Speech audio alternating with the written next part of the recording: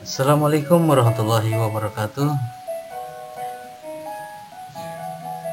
Mahasiswa sekalian, bertemu kembali di mata pelajaran Pendidikan Agama Islam kelas 11 di sesi yang kelima dengan tema menghindarkan diri dari tindak kekerasan. Sebelum kita membahas lebih jauh tentang materi menghindarkan diri dari tindak kekerasan, mari kita awali terlebih dahulu dengan pembacaan basmalah. Bismillahirrahmanirrahim.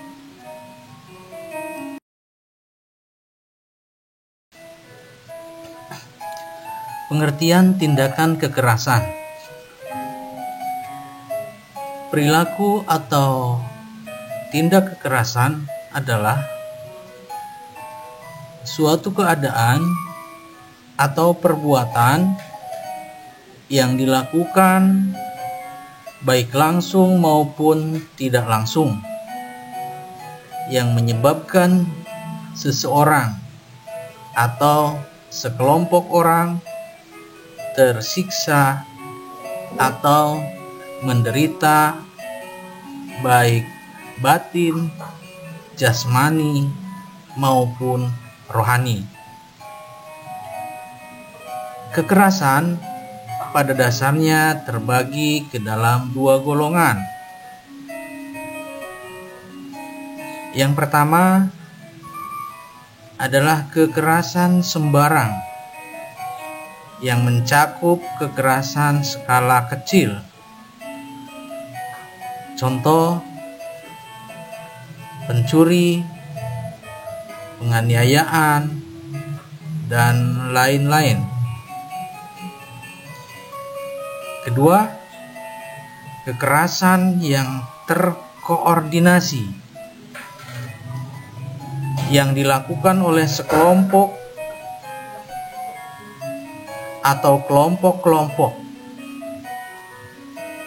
Contohnya, tawuran pelajar, bentrokan antar desa atau antar wilayah, dan lain-lain. Penyebab utama perilaku kekerasan adalah amarah. Amarah muncul karena adanya sikap agresif yang muncul untuk melakukan perilaku merusak. Kerusakan harta benda dianggapnya permasalahan kecil dibanding dengan kekerasan terhadap orang.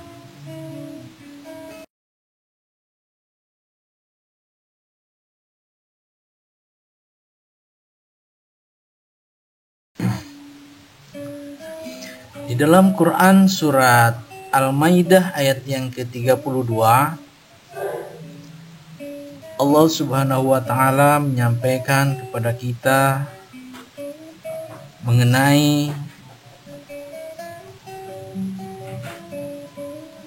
menghindarkan diri dari tindak kekerasan. A'udzubillahi minasyaitonirrajim. Bismillahirrahmanirrahim. Min ajli dzalika katabna ala bani Israil annahu man qatala nafsan bighairi nafsin aw fasadin fil ard faka'annama qatalan nasa jami'a wa man ahyaha faka'annama ahyan nasa jami'a. Walaqad ja'atkum rusuluna bil bayyinat thumma inna katsiran minhum ba'da dzalik fil ardi lamusrifun.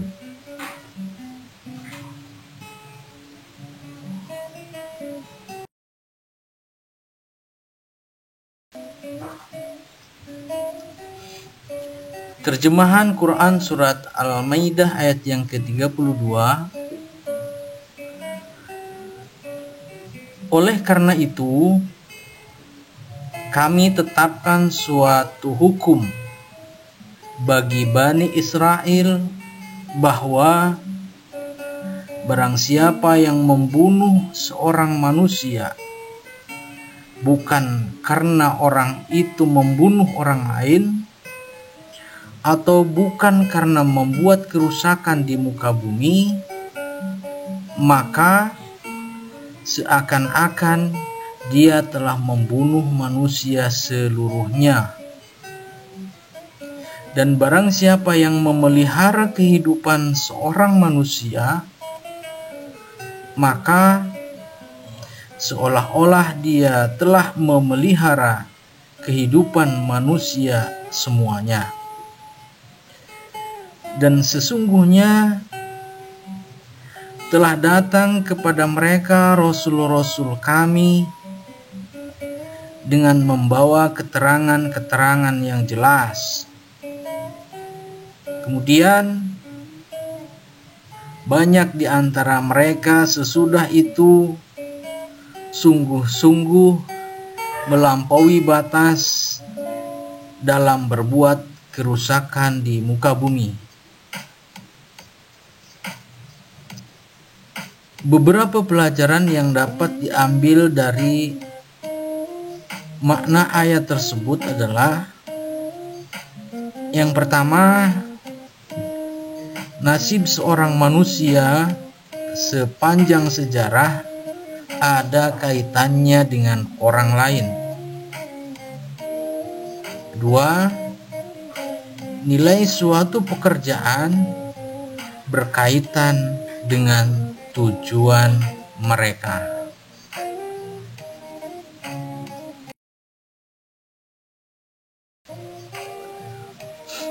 Selanjutnya, arti kata Quran Surat Al-Maidah ayat yang ke-32, ada beberapa kalimat yang harus diperhatikan.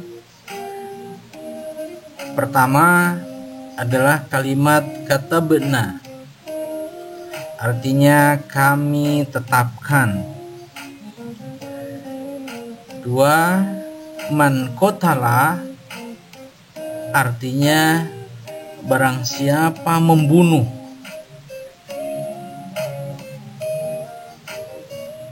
Tiga, nafsan, artinya seseorang. 4, au fasadin, atau membuat kerusakan. 5, faka'an nama, maka seakan-akan dia. 6, kalimat an-nasa, artinya adalah manusia. 7, kalimat ahyaha, artinya memelihara kehidupan. 8, walaqad ja'atskum, artinya dan telah datang kepada mereka. 9, rusuluna, artinya rasul-rasul kami. 10, terakhir adalah kalimat bil bayyinat, artinya adalah keterangan yang jelas.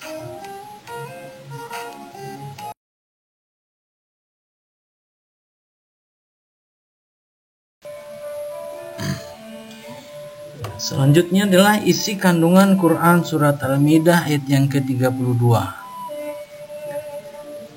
Ada beberapa yang bisa kita ambil pembelajaran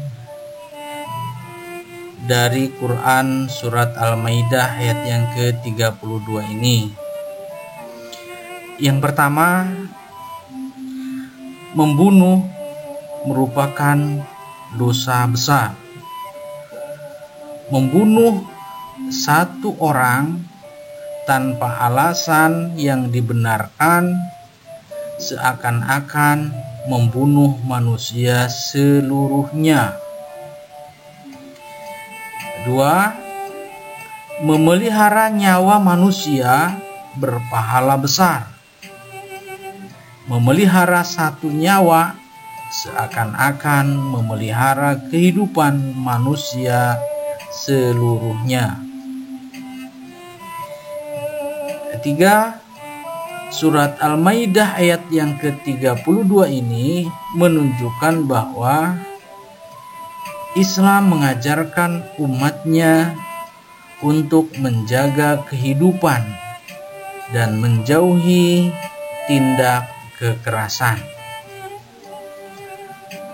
4.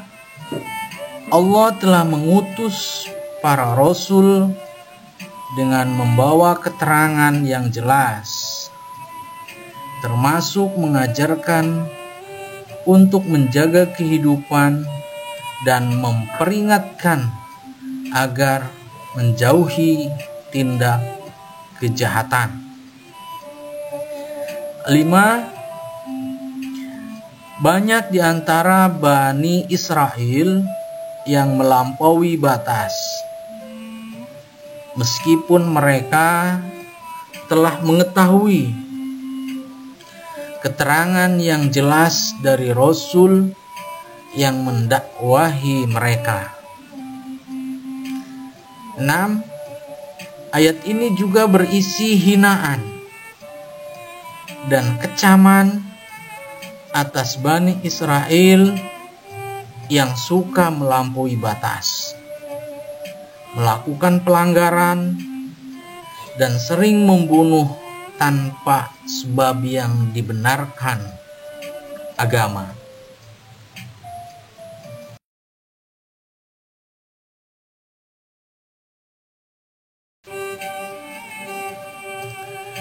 Bahaya perilaku tindak kekerasan. Yang pertama adalah merusak kondisi psikis warga.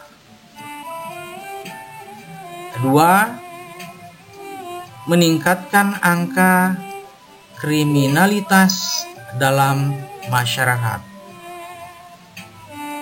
3, menjadikan sikap masyarakat brutal.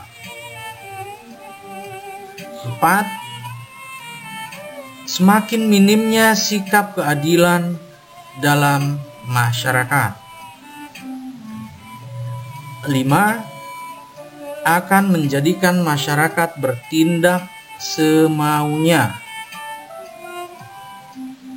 6, akan menjadikan masyarakat frustasi dan terciptanya patologis sosial.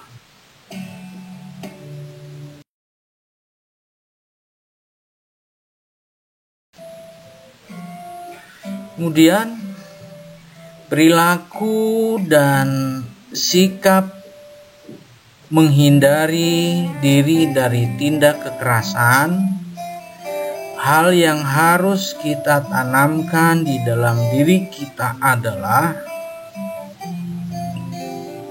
pertama, menahan emosi dalam menghadapi setiap permasalahan yang ada.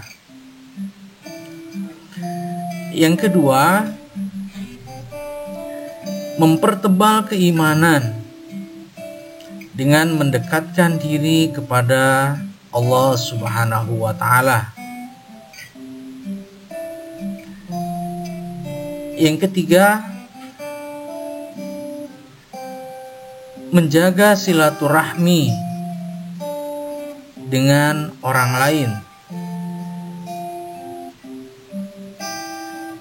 4, bersikap santun terhadap orang lain.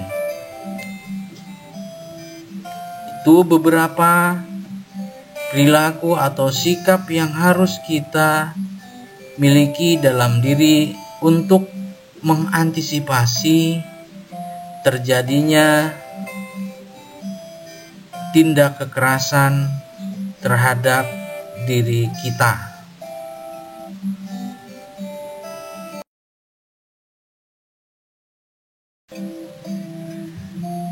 Para siswa sekalian, sebagai penutup di pertemuan yang kelima ini mengenai Quran surat Al-Maidah ayat yang ke-32, yakni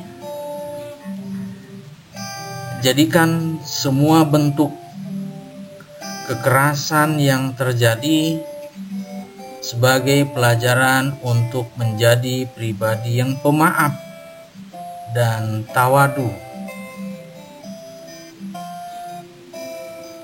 Sebaik-baik manusia adalah mereka yang mampu memberi manfaat kebaikan kepada orang lain. Khairun nas anfa'uhum linnas. Demikian materi pembelajaran kita pada hari ini. Mudah-mudahan memberikan manfaat buat kita semuanya dan kita memiliki sikap karakter yang pemaaf dan menjadi pribadi yang tawadu. Demikian kita tutup dengan baca hamdalah. Alhamdulillahirabbil alamin. Terima kasih. Assalamualaikum warahmatullahi wabarakatuh.